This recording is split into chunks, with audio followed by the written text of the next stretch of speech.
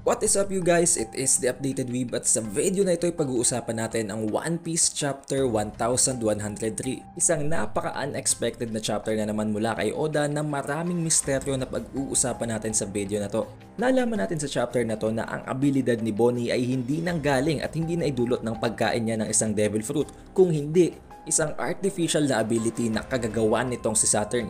At ito ay hindi directly ibinigay at ginawa nila dito kay Bonnie but instead sa kanyang nanay na si Ginny. Using a certain specific experiment ay ginawa nilang mag-extract ng ability mula sa isang devil fruit at ibinibigay nila yon sa isang tao, at ang isa sa mga tao ngayon na ginawa nila ng experiment ay si Ginny, na dahilan kung bakit nagkaroon to ng sakit na tinatawag na Sapphire Scale. Nang dahil nga sa hindi nag-materialize ang ability kay Ginny at nagkaroon pa siya ng sakit, itinuring na isang reject si Ginny. However, pati ang kanyang anak na si Bonnie ay na-inherit ang kondisyon na yon. Subalit sa tulong nitong si Vegapunk at sa pagsasakripisyo ni Kuma ay nagamot nila ang Sapphire Scale na dahilan kung bakit nagawa ding mag-manifest ng ability dito kay Bonnie. Na dahilan kung bakit pinrangka ni Saturn si Bonnie na ang kanyang abilidad ay hindi nanggaling sa isang devil fruit kung hindi kay Saturn mismo. Habang nangyayari ang pag-uusap na ito sa gitna ni Bonnie at ni Saturn, nagkaroon naman ng hindi nila inaasahan na pangyayari na nagkaroon ng napakadaming pagkain malapit kay Luffy, na dahilan kung bakit nakakakain na nga ang Sun God Nika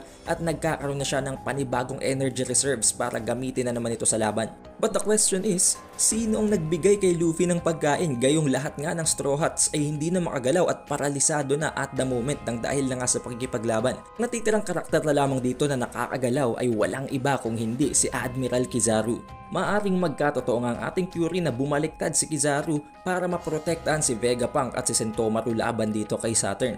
Ito na ang simula ng kanyang pagre-rebelde sa pamamagitan ng pagbigay ng pagkain kay Luffy para ma-regain nito ang kanyang strength. Dahil first of all, ginagamit ni Saturn ang kanyang devil fruit para i-weaken ang lahat ng nasa paligid except kay Kizaru, dahil para kay Saturn nasa panig niya si Kizaru. Nang dahil dito pwedeng gumamit itong si Kizaru ng kanyang light clones or gamitin ang kanyang napakabilis na movement para Nang dahil dito pwedeng gamitin ni Kizaru ang kanyang light clones or pwede niyang gamitin ang kanyang napakabilis na movement para bigyan ng pagkain itong si Luffy, habang itong si Saturn naman ay nade-distract sa pakikipag-usap niya kay Bonnie. But still, that is just a theory kaya huwag natin masyadong seryosohin, pero that also has a high possibility. Habang nangyayari ang lahat ng ito, pabagsak naman si Kuma papunta sa Egghead Island mula sa himpapawid.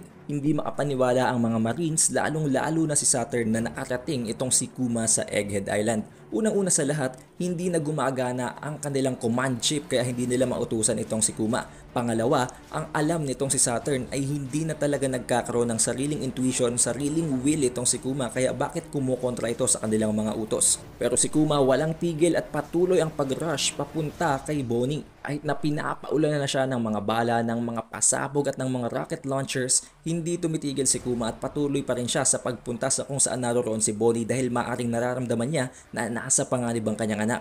Ngayon, there is only two possibilities kung ano ang pwedeng nangyari kung bakit nagagawang ma-override ni Kuma ang mga utos na ibinibigay sa kanya despite not having a will na nga. Ang pinakauna ay maaring ito ay ang kanyang primal instinct or ang tinatawag ni Dragon na ang instinct fragment. Kahit completely wiped, completely erased na ang lahat ng kanyang natitirang intuition sa katawan, naiiwan pa rin ang instinct nito at nararamdaman niya na nasa panganib ang kanyang anak, kaya kailangan niyang pumunta papunta roon.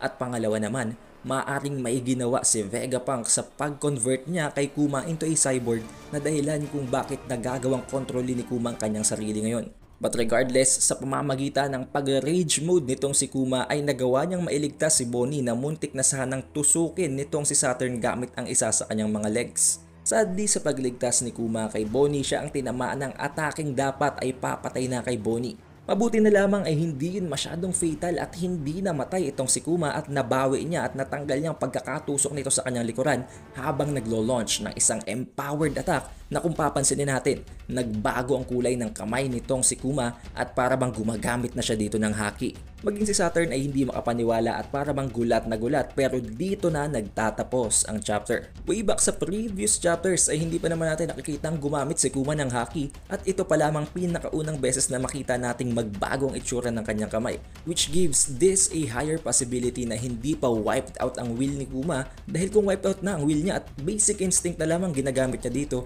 bakit bigla na lamang siya natutong gumamit ng haki? But I guess we will find out about that sa susunod na chapter. Kung nakarating ka sa huling parteng ito ng video, surely you had a great time, kaya mag-iwan ka na ng like, subscribe at i-ring mo na din ang bell button. It is the Updated Weeb, and I'll see you on the next one.